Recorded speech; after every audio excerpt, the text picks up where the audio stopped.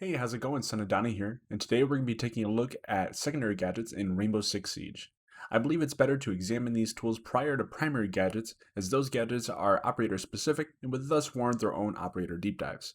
Additionally, taking time to understand what many operators have in common will broaden any new player's operator pool because they can accomplish much of the same secondary tasks given what those secondary gadgets are.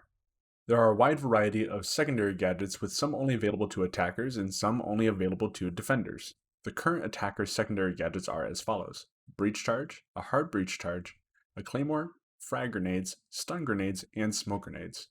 The current available defender secondary gadgets are a Deployable Shield, Barbed Wire, a Bulletproof Camera, Nitro Cell, Proximity Alarms, and Impact Grenades.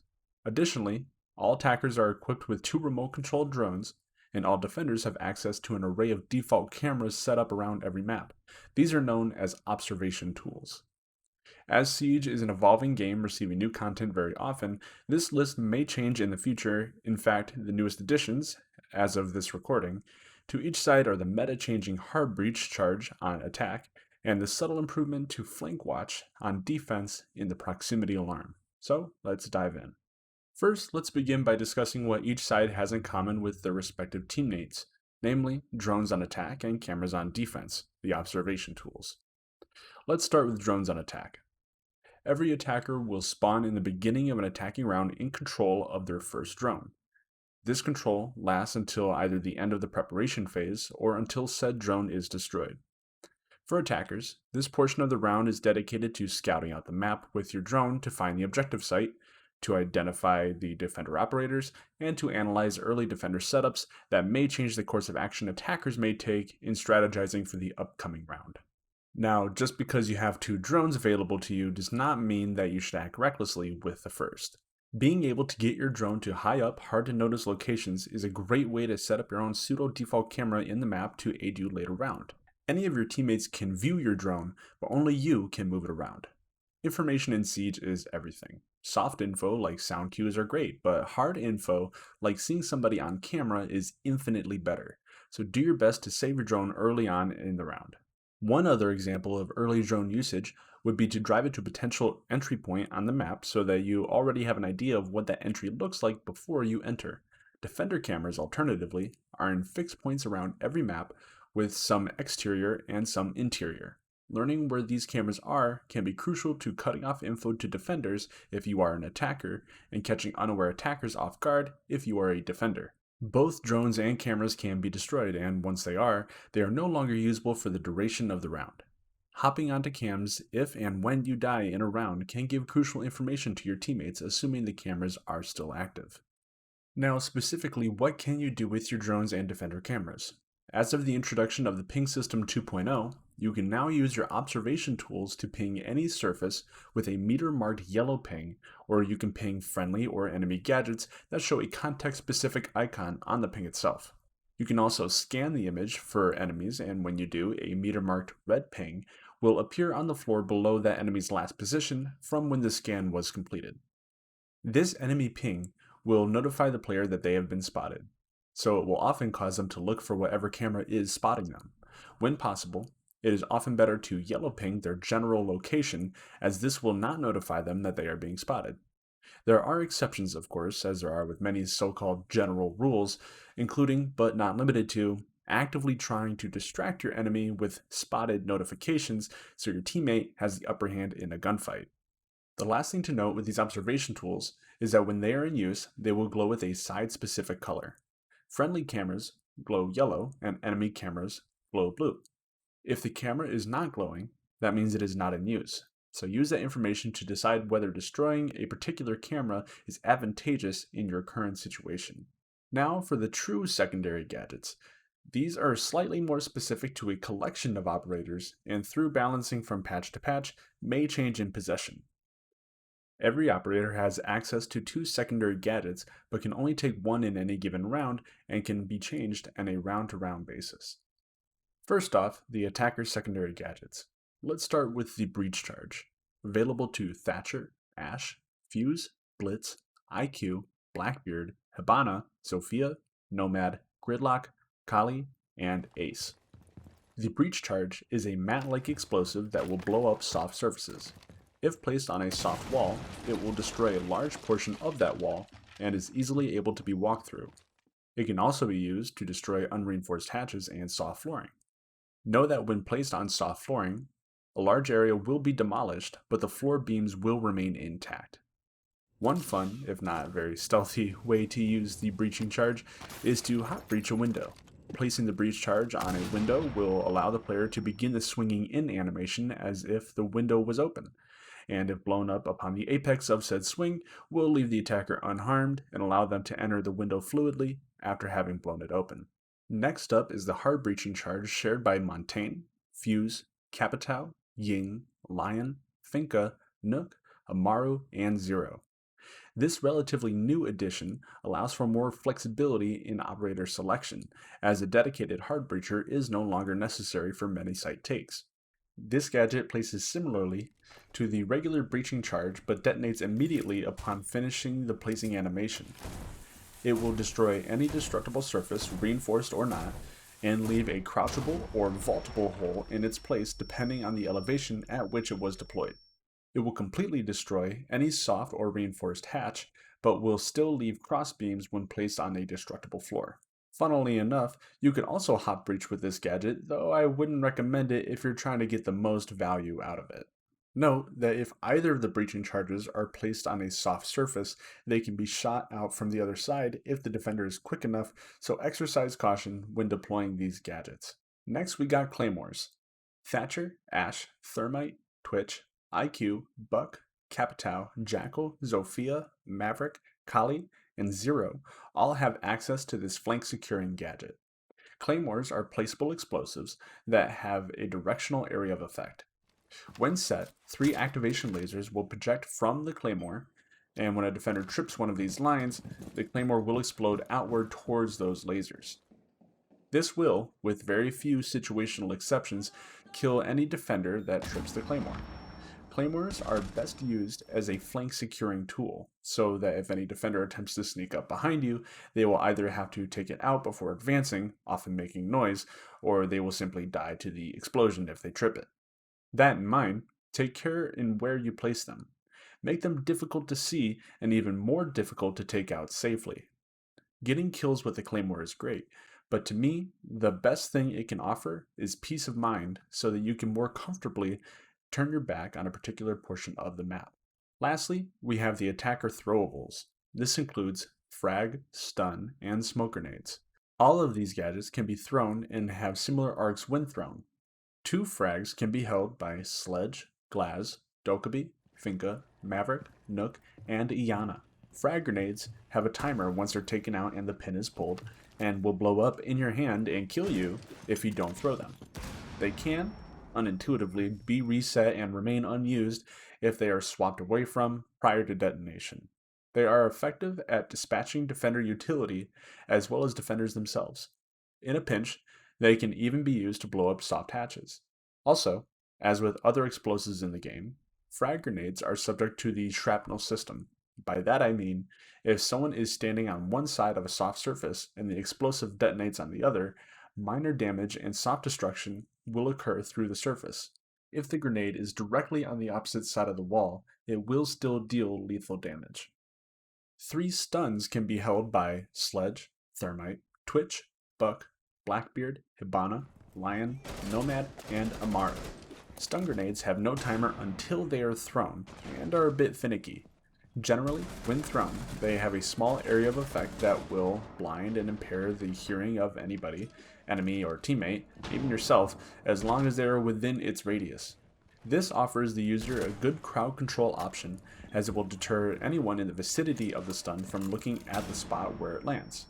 They are more generally suited to aggressive playstyles, as they take decisive action to capitalize on their effects. Stuns, however, are the most disposable of throwables, since frag and smoke grenades are far more valuable practically in a team-oriented game, though they do serve a valuable purpose in some situations. Capping things off for attackers are the smoke grenades. 2 smokes can be held by Montaigne, Glaz, Blitz, Jackal, Ying, Dokkaebi, Gridlock, Iana, and Ace. Smoke grenades also do not have a timer until thrown, but once they detonate, they will emit a large opaque gray cloud that will dissipate shortly thereafter. These are useful for blocking lines of sight and can even offer mobile cover. Smoke grenades are a reliable way of sealing off lines of sight in an objective execution scenario, such as blocking off rotations and doorways when trying to plant the diffuser in the bomb game mode. For this reason, they are often taken by players who will be the ones planting the diffuser or the ones involved in the planting process. These are by far the most team-oriented throwables for attackers as they require more coordination than others to see the most value. Next up, we got our defender secondary gadgets. Let's start with the Deployable Shield. Deployable shields can be brought by Smoke, Frost, Echo, Ella, Alibi, and Warden. This shield has seen some changes over the years, the most notable of which are the ability to lock onto and fill almost any single doorway and the many bulletproof windows that can be looked through when being played behind. Deployable shields can be picked back up by the defender who placed it and redeployed at any given time in the round and can only be destroyed via explosion. They are very strong as they provide bulletproof half cover, and unless they are removed, force whoever wishes to enter a particular doorway into a vaulting animation that can easily be taken advantage of by someone on the other side.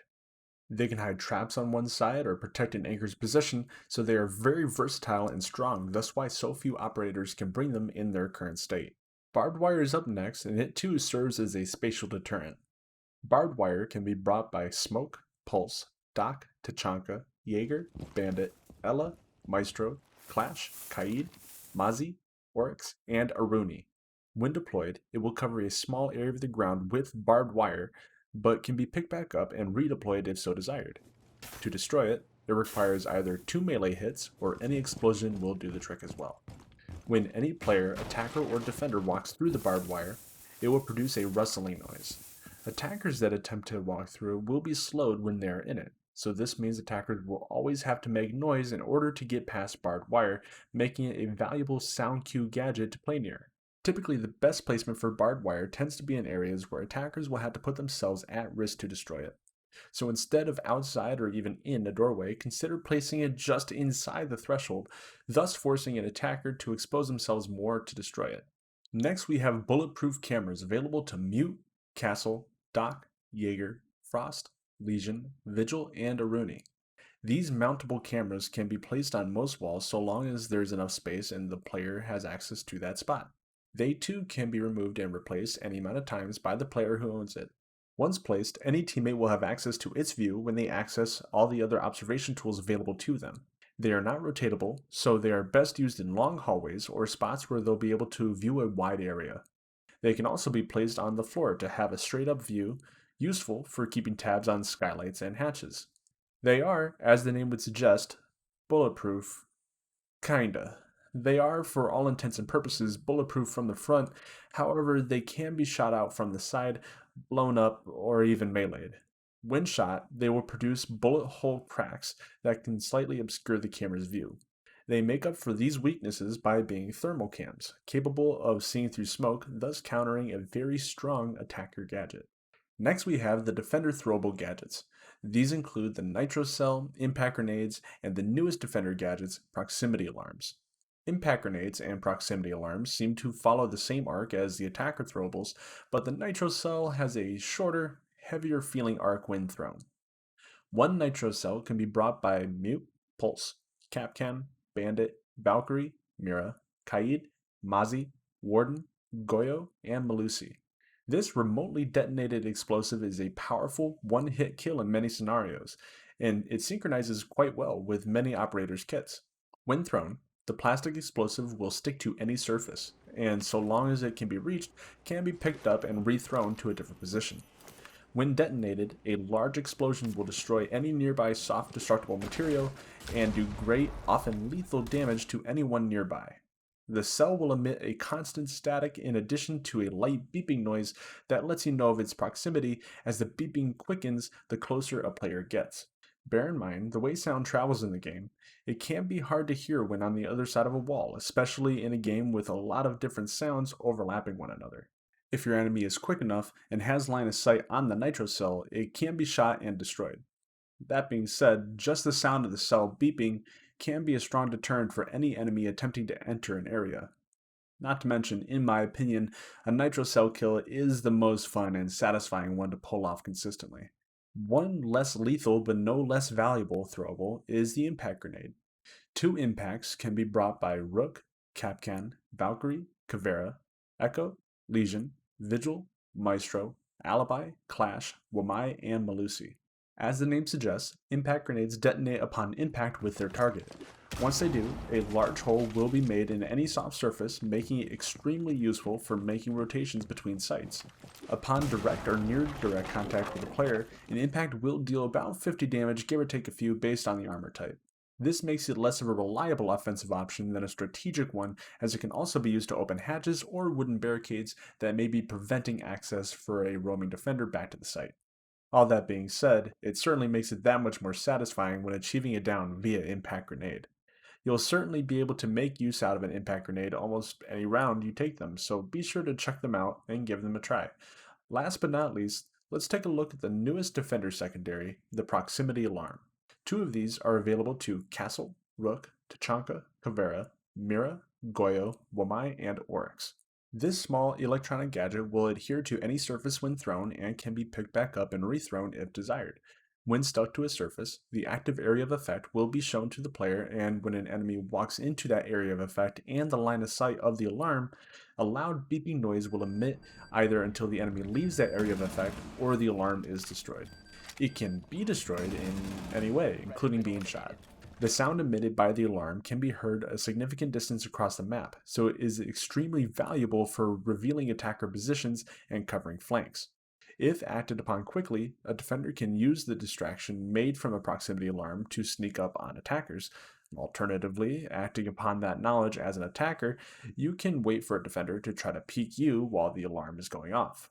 Finding sneaky, hard to see locations for your proximity alarms is a sure way to see the most value out of this oft overlooked secondary. Given that you can change your secondary gadgets in between rounds, experiment with different gadgets and their playstyles to see what best suits you and your playstyle. If any more gadgets are added in the future, I'll be sure to put out a video describing them in detail and any changes they make to the available gadgets for each operator. For more Siege content, be sure to like and consider subscribing to this channel as well as following over on the socials. Links are in the description down below. Thank you so much for your time, and I will see you very soon.